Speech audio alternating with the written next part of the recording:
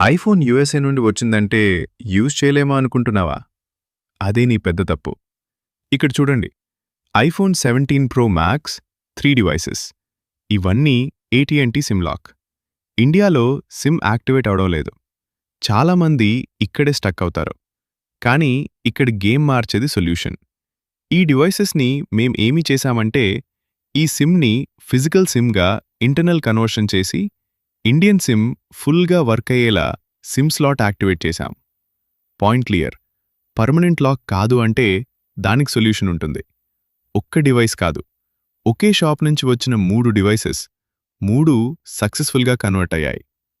ఇలాంటి unsupported sim lock network issues ఉన్న iPhones మీ దగ్గరున్నాయా? వెయిట్ చేయొద్దు. రిపేర్ మాత్రమే కాదు, ఈ లెవెల్ అడ్వాన్స్ టెక్నిక్స్ నేర్చుకోవాలంటే కూడా మా దగ్గర training available. Prasad cell care. Solution మాత్రమే కాదు, స్కిల్ కూడా ఇక్కడే.